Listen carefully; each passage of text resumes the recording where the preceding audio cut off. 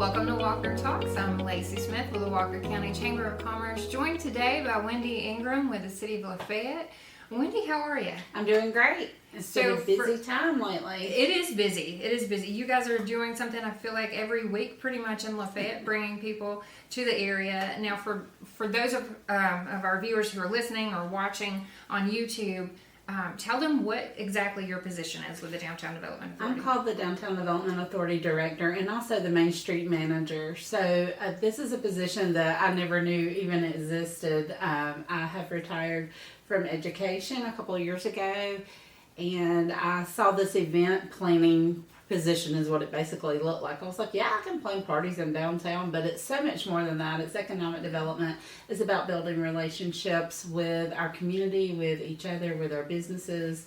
And so I've been doing this now for about 2.5 years. A large part of my job is to plan events like concerts, or we just had Galentine's last week. I think I saw you on the streets there.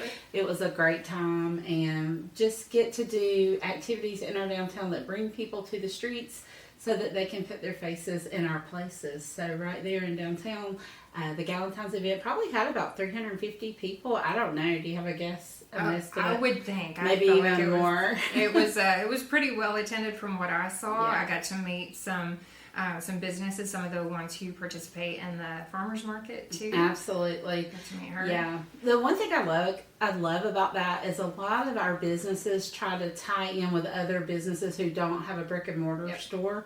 And so a lot of these brick and mortar stores reached out, or people reached out to them and said, hey, I could sell cookies inside your jewelry shop, like Thrive Bake Shop did that with Chapman Jewelry. And Kim at That's So Mimi has always been like the queen of collaboration with bringing other small businesses in that then give our people in Lafayette multiple services. Evie Lou's, who's right there on the downtown square, she cuts hair. She also has a boutique and they do nails, but she really was bringing in lots of other small vendors so that it could really be a night for the gals, but it could have been anybody. It didn't just have to be your gal pals. It could have been families. Because I did see families out and about. It's just really a great way to promote our downtown, and that's my job. My job is to help promote Lafayette, help show that it is an economic development. And let me say this: it is a great place for economic development, and it's getting even better. The more activities we do, the more people see what a great town it is, and they want to invest. And I actually had someone reach out to me. I was shopping around in another town, and I was like, we need this store in Lafayette. And they were like, yeah, I've been trying to get in down there. And then I made that connection. So just talking to people, and, I don't know if you can tell, but I like to talk to people. So anyway, it really has made a big impact, just putting things out there. And people are seeing the fun things that are happening in Lafayette, and they want to be a part of it. Well, relationships is kind of the theme of our podcast this month anyway. It's Valentine's Day, Absolutely. February. We've always had a good working relationship with the City of Lafayette. I've always been impressed with their leadership. The city manager, David Hamilton, does a great job, but there has just been a new vibe and a new feel, just a re-energized City of Lafayette, probably in the last decade, but probably the last 5 to 7 years for sure. What do you feel like is driving that? Well, as you touched on, David Hamilton is an amazing leader. He is one of those visionaries, really, and he's such a thinker and a planner, and he's willing to listen to other ideas and then try to figure out what we can do to bring others on board. He's not just, this is my way, this is the only way. Like, for instance, the Mars Theater, the DDA just started renting it out in October, and one of the things was it was full of all kind of props and stuff from the previous tenants that they were not able to get rid of. And so just in looking at the task alone, it was like, who is going to clean this stuff out? And then, like David said, well, who can we reach out to at the high school? The high school has been key to a lot of our projects in our town. And so we reached out to the JROTC, and they came and cleaned out that building in like an hour. 50 kids came, I say kids, but basically they came in immobilized. You could hear their leaders going at it, and boy, in like an hour, they were done. They had emptied it out, and we were ready to begin work. So just the collaboration and how David has really made it a a key part of his leadership is always looking back to who in the community, what service groups can we make this a collaborative experience, because we want those kids in JROTC to take pride, and when they come, now that the theater is open and this weekend is our opening weekend, we want them to come in and be like, man, I helped be a part of this, and then they have that sense of ownership and they're going to take pride in that. And so there's a lot more civic pride, in my opinion. I've lived up here about 32 years. I'm not a native LaFayette, jokingly saying LaFayette, but I'm not natively from Lafayette, but I absolutely love it. I love small town living, wouldn't want to live anywhere else. And just the way that we can reach out to the high school, Maggie Stoltz is like, okay, hold on, I got a group, we can do that.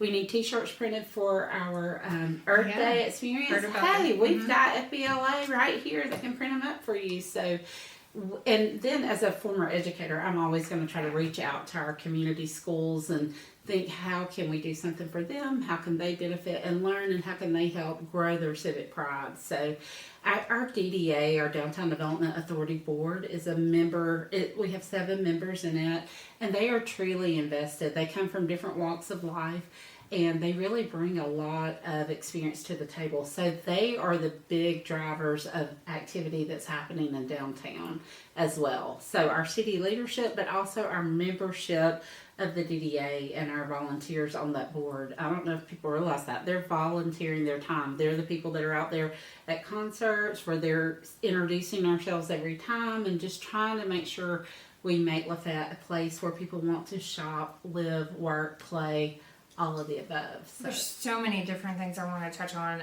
Go back to the youth, and so talking about getting them engaged, they're helping clean up the Mars Theater. Hopefully, they remember that for years and years to come, but they want to come back here and reinvest, and then we have a new generation of leadership. Talk about the LaFayette, the Youth Council. Yes, we have the Junior City Council, which I am one of the advisors for, but that was really the brainchild of Chris Davis, who is a current City Council member, and David Hamilton, and I believe Maggie Stoltz was a big part of that. So we have about 18 kids that are our students from Lafayette High School that are on our board, and we meet with them monthly, and we talk about events that are happening in town. I always tell them, here's some opportunities to serve, because a lot of them are our scholars kids who have to get like 20 to 30 hours of community service every year. So I always try to make sure they know how they can be a part of downtown, but then we seek their opinion. What do you want to see happen? And then we have specific events like Halloween Hangout that are geared toward just Lafayette High School students, where we show a movie in October on the downtown at Downtown Commons. Then we also, one successful thing last year was called Corners of the World, and it was like a culture fest. That was fantastic. We partnered with the farmers market. So all these different collaborative processes are what makes these events happen. Us just doing it on our own, it wouldn't have been as successful. But talking with Mackenzie Bozever, who is the manager for Lafayette Farmers Market, and just partnering with her, they have anywhere from 800 to 1,200 people that come on a given Saturday to shop and get that local produce, those homemade hand goods, and just have a great time. There's usually entertainment going, someone's singing. So they partnered with us on the Culture Fest, and we really had a great experience. We had about 800 people come through, pick up these little passports, and then they took them around to all the different vendors.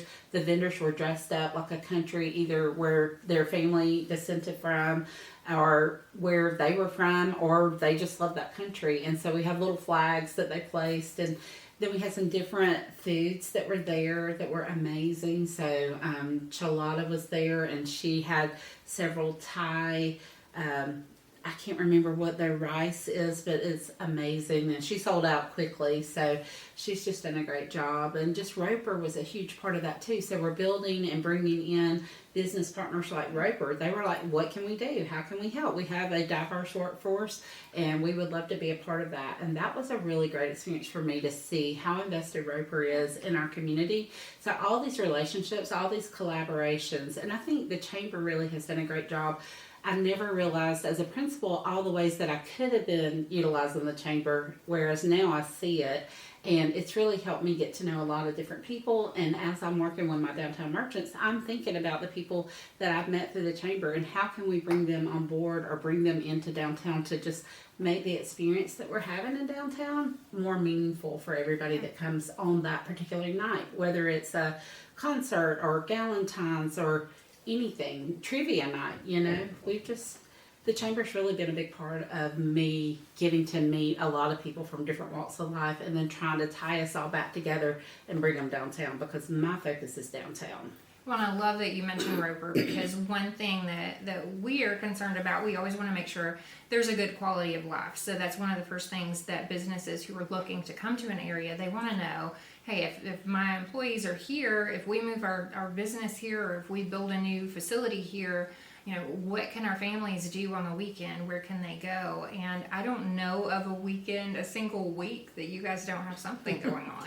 Well, and if they need help figuring out what to do, I'll always be glad to show them some ideas and ways that we can work together. So speaking of new things happening, though, we are working on programming the Mars Theater, and this weekend we have 2 movies being offered. Sweet Home Alabama, which is one of my personal favorites, and that will be Friday night. And then Saturday night, The Notebook. You have to bring your own tissue. Gosh, it's such a heartbreaker, but it's so great. It's a good Valentine's movie. It is a great Valentine's movie. And so, again, the Mars Theater and with the DDA renting it out, that is just one more step to creating somewhere for people to go, somewhere for our teenagers to go, that they don't have to drive all the way to Fort Oglethorpe.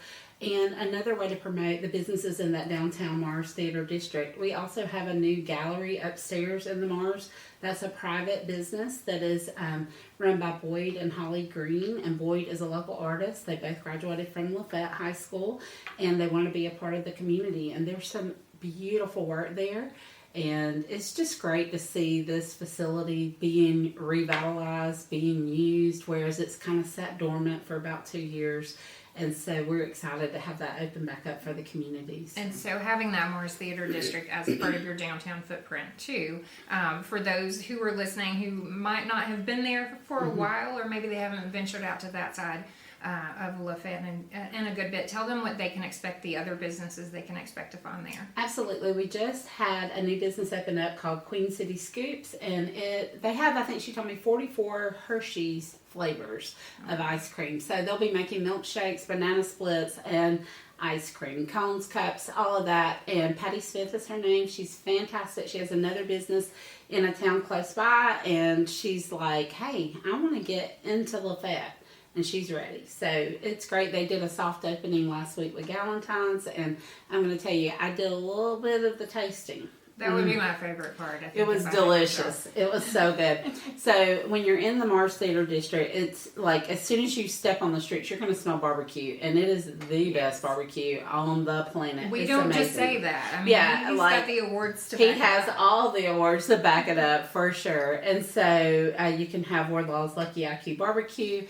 We also have Chilada's Station House. The Station House is such a great experience. She has a great patio that she even lights the fire even on cold nights. You can also go there and have watch TV if there's a sporting event. She's just there for a lot of different occasions. She's been fantastic when I've taken a small group from the Junior City Council. I say small, we usually do about 25 people, and she would even set up like a buffet for us so that it was easier for people to get through the line, get food, and a lot of our students from the high school had never been there before. So that's a big part of the Junior City Council is for me to provide them some different experiences, like going to Chilada's to the Station House or going to Crushed Tomato in downtown and showing them that Lafayette is not just running through a fast food.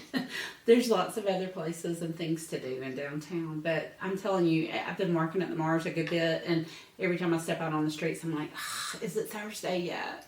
Wardlaw's is only open Thursday, Friday, Saturday, but it's amazing. And They're there's always a line. cooking. I mean, there is a line out the door to get that food. People drive from all over to go sit out there. Yeah, I remember I did like an 18-second video of a line like a year ago. and it had like 80,000 views because people were like, "Yep, I've heard of that place." Yes, really I'm that go good there. Yeah, it really is really good. Well, okay, so when you get restaurants and retail shops, and you've got events going on too, one thing I've seen is almost a revitalization on the residential side as well. Yeah, all over the world there is a housing crisis. So finding that sweet spot of housing that suits what we need, but also affordable housing. You know, I'm part of the GIC team, which is the Georgia Housing Initiative, and on our GIC team, we talk about the need for middle market housing, but when middle market is like 300 to 400,000, it blows my mind because I haven't built a house or bought a house in 20 plus years. So I'm like, oh my goodness, that is workforce housing, 300 and 400,000. But there is a need for housing, and there are people that are coming to the area. We've got like a Horton home situation going on out by Walmart, and you know, with pilgrims coming, I feel like the housing need is going to get even bigger. So it's so important, you know, that we get the right developers who are going to follow the codes. We have a fantastic codes department that really make the city run. I see a lot of different sides in my role, and just knowing the importance of codes and how they make sure that things are safe for everybody in the community, whether it's how houses are built, how the sidewalks look, how things are in the downtown. You know, it all just goes hand in hand together. So, well, you know, I've been looking in the market too, but I have noticed, so on some houses in Lafayette, it will even say how specific, you know, the requirements are in the city of Lafayette to pass an inspection. And so it's like been, you know, rigorous inspection process by the city of Lafayette, and so that just makes you feel good. You did bring up a great point. You know, Pilgrims is coming in. They're bringing a leadership team in a few weeks just to get to know some more people in the area. But one of the things we wanted to connect them with right away is housing, because we know that's an issue everywhere. I saw something, our mortgage loan originator, Jessica, who's in the chamber, she's involved, she's on our board of directors with TVFCU, but she had mentioned in Walker County, I think it was a 26% increase in housing cost year over year. And other communities had, you know, maybe 1%, give or take, but Walker County was 26%. And so I think people are definitely looking in Lafayette because they can get more bang for their buck, but also when the city is doing everything that you guys are doing to breathe new life into the area and give people things to do, I think that's always important too.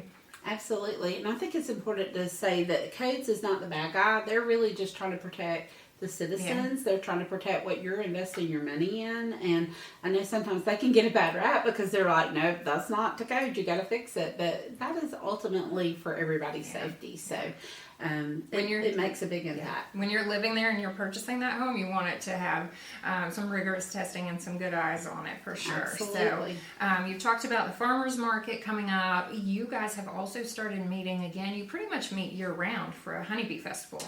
Well, we did start back just last week actually, so there's a lot of excitement buzzing around the honeybees. I had to throw that out there.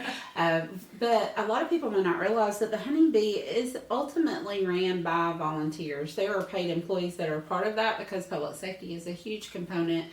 My job is tied to helping with entertainment. There are people there, but there's a large group of volunteers that if they were not a part of it, we couldn't make it happen. That's another shining example of a collaboration between the city and Lafayette High School, because you've got a lot of trash coming in.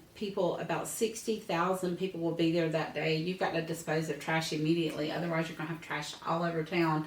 And the high school works with the city to help move the trash around, get it put in trash cans, and just keep things flowing. So it's really an amazing day. We even utilize our trustees at night after it's over. Everybody the next day usually goes, I cannot believe we just had 60,000 people in our town and you cannot see evidence of it anywhere. Well, we utilize lots of people to help, lots of volunteers, and even our trustees to pick up and get things cleaned up and moving immediately after honeybee. And that work starts at like 10:30 at night, 11 o'clock, and then they'll go on till 2 or 3 in the morning getting things picked up, straightened up. So And then you take a little bit of a break and then turn around and start planning for the next year too. Yeah, absolutely. And every year we have like an after action meeting of what went well, what do we need to do. And one of the things that really is cool is we have a honeybee app. I hope more people download it. We had a lot of apps. I mean, a lot of people downloaded it last year, but it gets better every year. And that was designed by Andrew Lemons, who's a senior at Georgia Tech. And when we reached out 2 years ago, I had Andrew as a student at my school, and then I worked with his mother for years. And I was like, you think Andrew could design us an app? She's like, I bet he could. I talked to him. I promise you, he probably did it in like 2 hours. He's so amazing. I'm joking. I know it probably took a little more than that, but he is fantastic. And so he keeps making adjustments as each year rolls on. So last year was really great because people could look up every single vendor, and then it had their vendor contact information. So as we move forward, we're getting smarter about what we're asking from our vendors, because a lot of people want to buy something from this lady who has these beautiful crocheted animals, but they didn't know what to do with it because they're like, I don't know how to get in touch with her after the fact. But now they have the app and they can look it up. Or they could say, who was that great band playing at 11 o'clock on the stage that Walker Rocks paid for at 10 o'clock, whatever. You can look it up, you can see, you've got their contact information. So we're getting smarter about what we're asking from people, and then we're trying to give access to people because we want this to be a reciprocal relationship. We want to have a great day. We want them to have a great career or a great business. So it all just works together hand in hand. What other kind of stats do you get from the Honeybee Festival? I don't want to put you on the spot, but when we're talking about, the impact to local businesses, maybe if they're open during the day on a Saturday anyway, what are they seeing on Honeybee weekend? How many people are coming to the area? Do you guys have any? I don't have any hard data because we do not spend the money for Placer AI, but I just have a lot of, information just talking with the people that choose to stay open. Some people choose not to be open on that day and they want to enjoy the festival, and so they're not open. But a couple of our boutiques, I know last year Honey and June reported like a record number of sales on that day because people are in downtown. This is a great opportunity for them to just be like, oh, I've never even seen Honey and June. Let me walk in there and, oh, I found some really cute things. So some places are open, some are not, but the ones that are typically see a lot of sales on that day. So I wish I had some hard numbers. No, but, I didn't want to put you on the spot. I feel like too, even as a small business, it could be a great way for them to just, you may not even necessarily have a sale from a customer, but if they're visiting the area and they stop in and they have a good experience, or maybe they see something they want to come back and buy later, so kind of that long-term impact of just getting them to LaFayette in the first place. Absolutely. If it's not necessarily a destination. You guys don't have the announcement for the headliner yet, do you? When we do not, and it seems like it gets later every year, but we work in collaboration with US 101, and they really have the star power to attract the stars, and so we really rely on them to help us get it set up. But as soon as they're ready with it, we will be announcing. We're always excited to hear who it is. Absolutely. Sure. I am as well. So, and I have not heard. I have a couple of people I'm like, hey, can we get so-and-so? Yeah. But, one thing you said that really hit home, talking about people coming in and seeing, and maybe they don't make a purchase then, but later. Yeah. When I was talking with Josh Chapman after the Galentine's event, I said, how did it go? Because he offers like ring cleaning service and stuff like that. He said, well, we were busy all night long with people coming in, taking pictures. And he says, so while it may not have been a ton of sales, it was a lot of people taking a picture and being like, hey, hubby. He made one sale. I bought my son's birthstone. Yes, awesome. So. And he gave away a half-carat diamond earrings. So it really pays to shop downtown. Yeah. And too, I was going to say, I mean, I haven't been in there a ton lately, and so just getting in to see the new inventory of what he has, you never know. We've had a lot of facade grants going on downtown right there, and Josh is the building owner of several buildings right there, so there's really been some new updated looks as well. So and there's a Airbnb upstairs? Oh, yes, above Strands, so that can be located on Airbnb. He stays pretty busy with that for sure. It's a beautiful space, so it's huge. Good business traffic too. I'm sure if people are coming in for meetings or something and need to stay. Or people that have extra company coming in and maybe they don't have space at their home that they can rent and be right in downtown. So well, we were talking about music and US 101, but also Channing. Let's not forget to give him a plug. That was a big deal. Oh, it was he is just doing amazing work, and probably one of my most favorite things we've done so far this year, or I should say school year. I still measure everything the school year. But in October when we had his community kickoff and watch party, that was amazing. We had the band from the high school there, part of the band playing and kicking it off, the cheerleaders.